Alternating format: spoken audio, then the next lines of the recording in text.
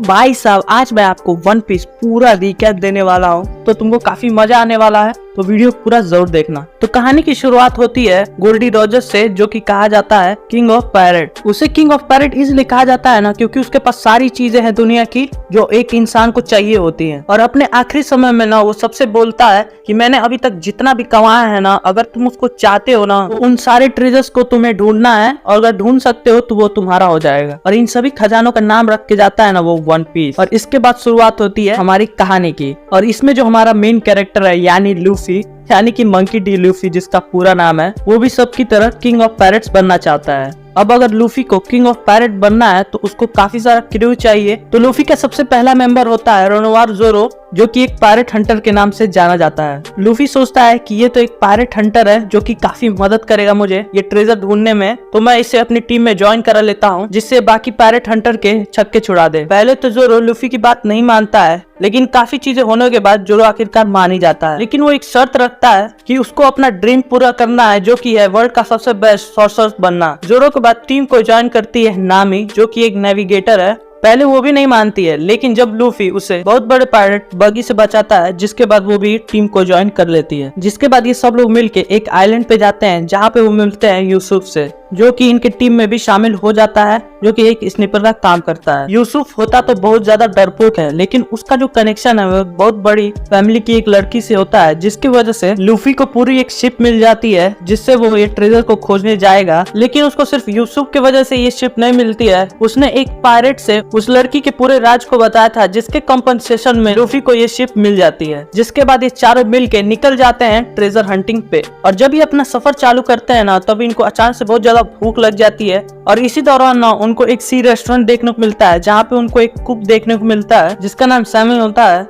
लेकिन वो भी एक शर्त रखता है कि उसे अपना ड्रीम पूरा करना है, कि उसे एक ऐसा सी खोजना है ना जहाँ वैरायटी ऑफ फिश पाई जाती हैं, जो कि और कहीं नहीं पाई जाती हैं। और इन सभी चीजों के दौरान ना एक और पायरेट हमला कर देता है सी रेस्टोरेंट पे। और जब नामी ये देखती है ना कि ये सब चीजें हो रही हैं, तो वो सोचती है ना कि मैं ये सोना और ये जो शिप है इसको लेके चली जाऊं। नामी ऐसा इसलिए करती है ना क्योंकि उसको 1 बिलियन बेरीज जमा करनी होती हैं, ताकि वो जो उसका शहर है वो उसे बचा सके एक काफी बड़े पायरेट से, जिसका नाम होता है फिशमैन पायरेट आर्लोंग से। नामी को ना चाहते हुए भी उसका क्रू ज्वाइन करना पड़ा था, क्योंकि नामी एक बहुत अच्छी नेविगेटर रहती है और आर्लोंग को पता रहता है कि वो कितनी ज्यादा इम्पोर्टेंट है इस क्रू में। लेकिन आखिरकार लूफी आर्लोंग को हरा देता है, जिसके बाद नामी ना अपने दिल से लूफी के क्रू को ज्वाइन कर लेती है। लूफी के जो क्रू का नाम रहता है ना, वो रहता है स्ट्रॉ हैट। अब लूफी का जो क्रू है वो काफी ज्यादा पावरफुल हो चुका है, और अब वो निकलते हैं ग्रैंड लाइन के ओर। और यहाँ पे काफी पावरफुल और काफी खतरनाक पायरेट्स मिलते हैं, क्योंकि यहीं पे वन पीस का खजाना पाया जाता है। लेकिन पूरे वर्ल्ड की 3 सबसे खतरनाक ऑर्गेनाइजेशन या ग्रुप कह लो,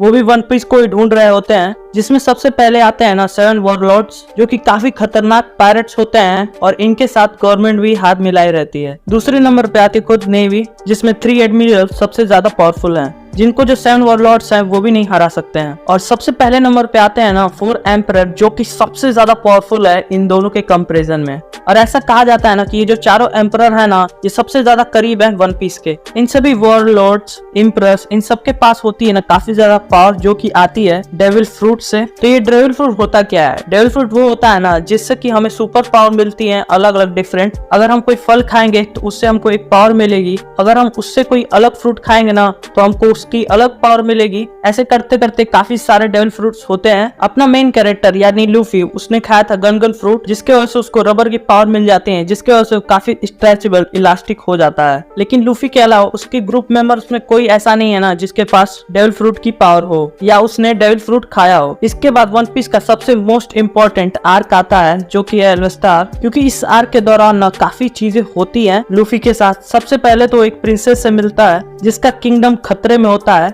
वो भी वॉरलॉर्ड्स के वजह से, जिसका जो नाम था वो था क्रोकोडाइल। जैसा कि आपको मैंने पहले ही बताया ना कि वॉरलॉर्ड्स पायरेट्स काफी ज्यादा पावरफुल होते हैं। लूफी जो काफी ज्यादा ट्राई करता है किंगडम को बचाने की, लेकिन वो ऑलमोस्ट 2 बार मरते मरते बचता है। और इसी आर्क के दौरान हमको ये भी पता चलता है ना कि लूफी का एक बड़ा भाई भी है, जिसका नाम है फायर फिस्ट एस, जो कि एक डेविल फ्रूट ईटर होता है, जिसके पास फायर की पावर्स होती हैं। और ये भी एक काफी बड़ा पायरेट होता है। और वो व्हाइट वियर्ड को ज्वाइन कर लेता है, जो कि काफी पावरफुल एम्परर में से एक होता है और फायर फिश सेकंड कमांडर होता है। उस पूरे क्रू का। अब लूफी ने वर्ल्ड और क्रोकोडाइल को हरा दिया था, जिसके वजह से जो वर्ल्ड गवर्नमेंट होती है ना, वो लूफी को एक थ्रेट डिक्लेयर कर देते हैं, जिसके बाद से लोग उसको बाउंटी करने लगते हैं। और रॉबिन जो एक टाइम के लिए क्रोकोडाइल के साथ काम कर रहती है, जिसने लूफी को बचाया होता है ना, वो लूफी के क्रू को ज्वाइन कर लेती है। और इसी आर्क में हमें पॉनीक्लिफ के बारे में भी पता चलता है, जिनकी वजह से ही वन पीस ढूंढा जा सकता है। और इन सब चीज के दौरान नामी की काफी ज्यादा तबीयत खराब हो जाती है, जिसकी वजह से लूफी को एक आइलैंड पे रुकना पड़ता है डॉक्टर को दिखाने के लिए। और लकीली ये आइलैंड फेमस होता है डॉक्टर्स के लिए, और यहीं पे मिलता है ना वो चॉपर से।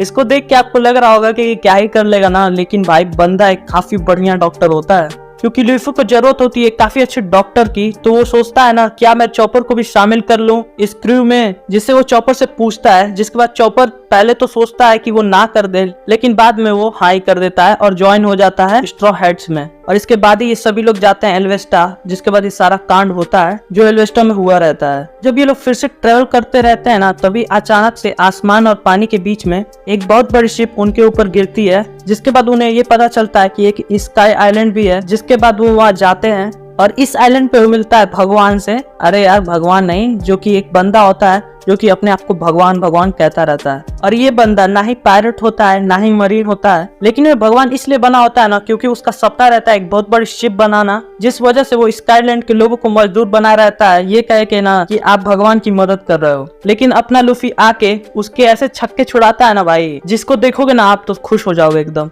और यहीं पे रॉबिन को पॉनीक्लिफ मिलती है। इसके बाद जो इनकी शिप होती है मैरी, वो काफी ज्यादा बुरी कंडीशन में हो जाती है, क्योंकि इन्होंने अभी तक काफी बड़ी जर्नी ट्रेवल की थी। और अपनी शिप को ठीक कराने के लिए ना, तो ये सोचते हैं वाटर स्टैंड पे जाने की, जहाँ पे उनका शिप जो है वो ठीक हो सके। और यहीं पे इनका मुकाबला होता है वन ऑफ द 3 एडमिरल से, जिसके पास आइस की पावर होती है। और ये एडमिरल इतना पावरफुल होता है ना कि वो लूफी को और लूफी के क्रू मेंबर्स को तरस खा के छोड़ता है। नहीं तो लूफी और उसके क्रू मेंबर तो इसके सामने कुछ कर ही नहीं पा रहे थे। इसके बाद शुरुआत होता है वाटर 7 आर्क या इनाइज लॉबी आर्क, जो कि काफी मोस्ट इम्पोर्टेंट आर्क होता है, जहां अभी तक लूफी नेवी से टकरा रहा था। अब उसका मुकाबला होता है गवर्नमेंट से, यानी कि CP9 से, जो कि डायरेक्टली गवर्नमेंट के अंडर काम करती है। वो डायरेक्टली कमांड लेती है गवर्नमेंट से। और जब स्ट्रॉयड्स इनके एजेंट से मुकाबला करते हैं ना, तब इनको पता चलता है ना कि आखिरकार ये कितने पानी में है। और यहीं पे हमको रॉबिन की बैक स्टोरी पता चलती है कि वो इकलौती बंदी है ना पूरे दुनिया में जो पॉनीक्लिफ को पढ़ सकती है, जिसकी वजह से जो गवर्नमेंट यानी CP9 उसके पीछे पड़ी होती है। और इसी आर्क में हमें ये भी पता चलता है ना कि यहाँ पे काफी पुरानी प्राचीन 3 वेपन्स करके है, जिनमें से एक था बहुत ही स्ट्रॉन्ग शिप, जिसकी कलाकृति फ्रैंकी के पास होती है, जो कि स्ट्रॉ हैंड्स को ज्वाइन कर लेता है। और ये बंदा रॉबिन को बचाने में भी मदद करता है। और इसी आर्क के दौरान ना हमें गियर 2 और गियर 3 के बारे में पता चलता है, जिसका काफी ज्यादा हवा बना हुआ है। और इसी गियर के वजह से ना लूफी CP9 के सबसे पावरफुल एजेंट को हरा पाता है। और इसी के बाद ना स्ट्रॉयड्स गवर्नमेंट को पछाड़ के उनके नाक के नीचे से चले जाते हैं। और इसी आर्क के दौरान ना हमें लूफी की फैमिली के बारे में भी पता चलता है कि कैसे उसका दादा नेवी में वाइस एडमिरल है और हीरो कहलाया जाता है पूरी नेवी का, और कैसे उसका बाप एक रिवोल्यूशनरी आर्मी चला रहा होता है और गवर्नमेंट उसको टेररिस्ट मानती रहती है।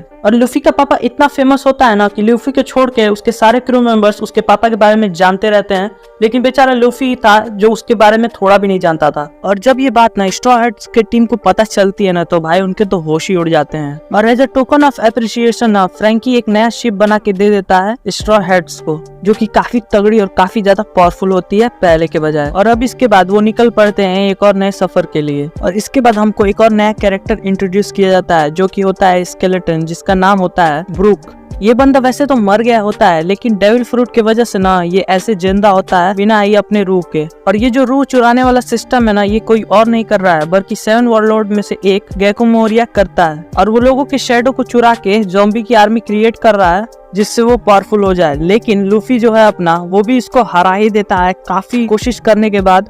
और यहीं पे हमको ना लूफी का असली फॉर्म देखने को मिलता है, जो काफी ज्यादा पावरफुल होता है और जिसको देखते हो ना आपको काफी ज्यादा अच्छा लगेगा। लेकिन एक वॉरलॉर्ड के हारने के बाद एक और लॉर्ड फिर से वहाँ पे आ जाता है, जो कि गवर्नमेंट की तरफ से आया हुआ रहता है पूरे स्ट्रॉ हैट्स के टीम को खत्म करने के लिए। लेकिन ये वॉरलॉर्ड रिवोल्यूशनरी आर्मी का ही मेंबर होता है, जिसके वजह से वो लूफी को छोड़ देता है। और इसके बाद ही ना इस सीरीज का सबसे इम्पोर्टेंट आर्क शुरुआत होता है, जिसका नाम होता है शबोडी आर्कीपिएलागो आर्क। और इसके बाद से ना लूफी और ज्यादा फेमस होने लगता है और उसकी पॉपुलैरिटी काफी ज्यादा बढ़ जाती है और लोग उसको मारना चाहते हैं और कई लोग उसके फैन भी बन जाते हैं। और यहीं पे हमको सेलेस्टियल ड्रैगन भी देखने को मिलता है जो काफी ज्यादा पावरफुल है और उसके पास काफी ज्यादा आर्मी की पावर्स होती हैं, जिसके बल पे वो लूफी के साथ लड़ाई करता है जिसमें वो हार जाता है। और इस ड्रैगन को हराने के बाद स्ट्रॉ हेड के पीछे काफी ज्यादा लोग पड़ जाते हैं और साथ ही साथ एडमिरल भी पीछे पड़ जाता है, जिसके वजह से वो भाग भी नहीं पाते हैं। लेकिन आखिरी समय में कुमा वॉरलॉर्ड आ जाता है जो कि स्ट्रॉ हेड के एक मेंबर को ऐसे गायब करता है ना कि सबको लगता है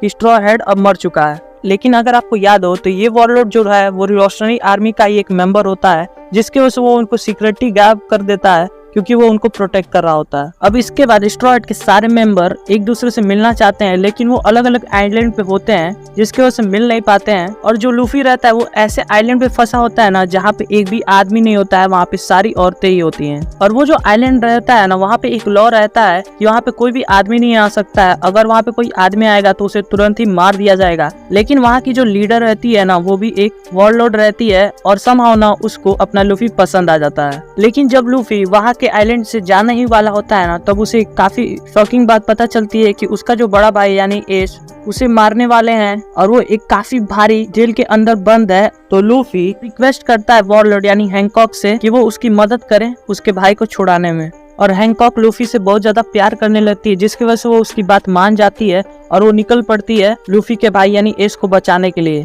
और जब वो एस को बचाने जाते हैं ना तो उनको काफी सारे डिफिकल्टी का सामना करना पड़ता है। वहाँ का जो वार्डन रहता है वो काफी ज्यादा पावरफुल रहता है, जिससे लूफी की काफी भयंकर लड़ाई होती है, जिसमें लूफी लगभग बचते बचते कैसे करके वार्डन को हराता है। एक टाइम पे तो लगता है ना कि लूफी बस मरने ही वाला है और यहीं पे लूफी की मुलाकात एक और रिवॉल्यूशनरी आर्मी के मेंबर से होती है जो कि किसी के भी हार्मोन्स में चेंज कर सकती है, जिसकी वजह से जो लूफी है अपना वो बच जाता है। और यहीं पे हमको ये भी पता चलता है ना कि एस जो है किंग ऑफ पायरेट यानी रोजर्स का बेटा है। लेकिन यहाँ पे आप कंफ्यूज मत हो जाना कि लूफी भी तो एस का भाई है, यानी कि वो भी उसका पिता हुआ। लेकिन ऐसा नहीं है, वो भाई इस रिश्ते होते हैं ना क्योंकि उन्होंने एक साथ कप ऑफ शेक पिया था, जिसकी वजह से वो भाई बन जाते हैं। जहाँ पे एक और लड़का होता है यानी कि वो 3 लोग होते हैं जो आपस में भाई बन जाते हैं। और इसके बाद ही ना वन पीस का मरीन आर्क फोर्ड स्टार्ट होता है जो कि और भी ज्यादा इंटरेस्टिंग हो जाता है। और इस पूरे आर्क में ना आपको भयंकर भयंकर फाइटिंग देखने को मिलेगा, काफी भयंकर लड़ाइयाँ होती हैं जो देखते हुए ना यार तुम्हारे एकदम गूज़बम्स ही आ जाएंगे। इस फाइट में ना हमको तीनों एडमिरल्स, सारे vice Admirals, warlords, white beard,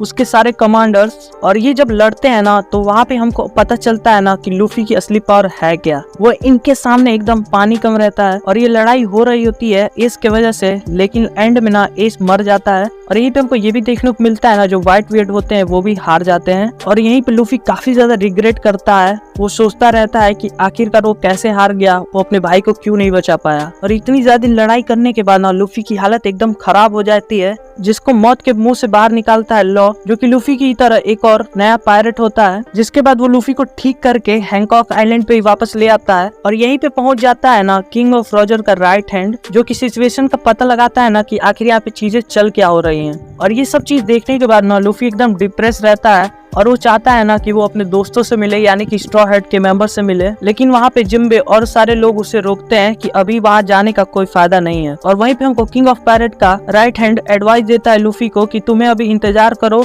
और तुम रिकवर करने के बाद अपने स्किल्स पे और ज्यादा काम करो और खुद को प्रिपेयर करो न्यू वर्ल्ड के लिए, क्योंकि जो ग्रैंड लाइन का सेकंड पार्ट होता है ना उसी को न्यू वर्ल्ड ऑर्डर कहा जाता है और वो पहले से भी ज्यादा खतरनाक है। जिसके बाद हमको 2 ईयर का गैप दिखाया जाता है जहाँ पे वो प्रिपेयर कर रहा होता है अपने आप को और उसकी जो टीम होती है वो भी अपने आप को प्रिपेयर कर रही होती है। जिसके बाद लूफी और उसका जो क्रू है वो फिर से वहीं पे मिलते हैं जहाँ पे वो गायब हुए थे और इन दोनों साल के बीच में ना उसने काफी ज्यादा पावर सीख लिए थे और वो काफी ज्यादा पावरफुल हो गया था, एक तरह से वो कॉन्क्वेरर हो गया था। जिसके बाद स्ट्रॉ हेड निकल जाते हैं फिशमैन आइलैंड की ओर। और फिशमैन आर्क के दौरान ना काफी चीजें होती हैं जहाँ हमको ये भी पता चलता है ना कि कैसे फिशरमैन लोगों को ह्यूमन के ज्यादा ट्रीट किया जाता है और इसी वजह से फिशमैन आइलैंड से काफी ज्यादा किडनैपिंग हो रही थी। उन लोगों को ऑक्शन में बेच दिया जाता था एज अ स्लेव। लेकिन व्हाइट बियर्ड जब उसे अपना टेरिटरी बनाता है ना तो वहाँ से ये सारी चीजें खत्म हो जाती है। लेकिन व्हाइट बियर्ड अब मर चुका था, जिसकी वजह से उनको दूसरी एम्परर बिग मॉम का सहारा लेना पड़ा था। और इसी आइलैंड पे ना one of the ancient weapon में से एक वेपन अवेलेबल होता है जो कि कोई और नहीं उस फिशमैन आइलैंड की राजा की बेटी होती है। और इसके बाद जो आर्क चालू होता है ना वो वन पीस का सबसे ग्रेटेस्ट आर्क होता है जो कि पर्क हजार्ड आर्क होता है, जो कि न्यू वर्ल्ड का पहला आइलैंड होता है जो कि आधा बर्फ और आधा आग से घिरा हुआ रहता है, जो कि 2 एडमिरल्स की लड़ाई की वजह से हुआ था। इस आइलैंड पे कोई हैबिटेट ना होने की वजह से ना ये आइलैंड पूरा खाली रहता है, जिसकी वजह से ना वहाँ पे एक साइंटिफिक लीगल एक्सपेरिमेंट करता है जिसका नाम सीजर क्लाउन होता है। और इसी आइलैंड पे ना हमको लॉबी भी मिलता है, अरे वही जिसने लूफी की जान बचाई थी। और वो लूफी को ऑफर करता है अलायंस ज्वाइन करने की, जिससे वो दोनों मिलके कायदो को हरा सके। तो अगर आप ये नहीं जानते तो कायदो कौन है ना, तो कायदो वन ऑफ द 4 एम्परर है सी का। और कायदो काफी ज्यादा पावरफुल होता है और उसको एक टाइटल भी मिला रहता है जो कि होता है वर्ल्ड स्ट्रॉन्गेस्ट क्रिएचर का। और लूफी और लॉ मिल के सीजर को हरा देते हैं, जिसका इम्पैक्ट पड़ता है कायदो के ऊपर, क्योंकि सीजर और वेगापंक ही बना सकते थे डेविल फ्रूट्स को, जिसके वजह से one of the strongest greatest warlord Doflamingo को काफी बड़ा हिट पहुंचता है, क्योंकि वही एक था जो डायरेक्टली सीजर से डेविल फ्रूट्स लेके एक तरह से कायदो को सप्लाई करता था उसकी फैक्ट्री के थ्रू जो कि सीजर ने बनाई थी। और कायदो इतना सारा डेविल फ्रूट इसलिए चाहता था ना क्योंकि वो अपनी आर्मी को सबसे ज्यादा पावरफुल आर्मी बनाना चाहता था, जिससे कि किंग ऑफ पायरेट बनने में उसे काफी ज्यादा आसानी हो। लेकिन लूफी और स्ट्रॉ हेड के मेंबर और लॉ मिल के पंक हैजार्ड को डिस्ट्रॉय कर देते हैं और सीजर को किडनैप कर लेते हैं, जिससे वो डोफ्लिंगो को वॉरलॉर्ड की जगह से हटा दे। यहीं पे हमको ये भी पता चलता है कि ना डोफ्लिंगो एक सेलेस्टियल ड्रैगन होता है, लेकिन किसी वजह से अब वो ड्रैगन नहीं रहता है। अब डोफ्लिंगो से सब लोग मिलकर लड़ते हैं, लेकिन जब उसकी फाइट लूफी से होती है ना, तो लूफी वहाँ पे अपना दिखाता है नया गियर और डोफ्लिंगो को एक भारी भरकम टक्कर देता है, इतनी की उसकी फार अवेकन हो जाती है इस फाइट के बीच में। लेकिन आखिरकार लूफी डोफ्लिंगो को हरा ही देता है। और ये सब चीज देख के ना वहाँ पे जो भी लोग रहते हैं ना, वो इतने ज्यादा इम्प्रेस हो जाते हैं ना कि वो स्ट्रॉ हेड को ज्वाइन करने की मांग करने लगते हैं। पहले तो लूफी नहीं मानता है, लेकिन आखिरकार लूफी मान ही जाता है, क्योंकि वो खुद ही चाहते रहते हैं ना कि वो उसकी आर्मी को ज्वाइन करे। जिसके बाद उसकी आर्मी एक ग्रैंड फ्लीट आर्मी हो जाती है, जिसका अब नाम होता है स्ट्रॉ हेड ग्रैंड फ्लीट। और अब स्ट्रॉ हेड निकल जाता है एक और आइलैंड के लिए। लेकिन जब ये बात कायदो को पता चलती है ना कि डोफ्लिंगो हार चुका है, तो बंदा काफी ज्यादा गुस्सा हो जाता है लूफी से। ये जो आइलैंड होता है, जो आइलैंड वो एक नॉर्मल आइलैंड नहीं होता है, ये एक आइलैंड नहीं होता है, ये एक एलिफेंट का पीठ के ऊपर एक जगह होती है।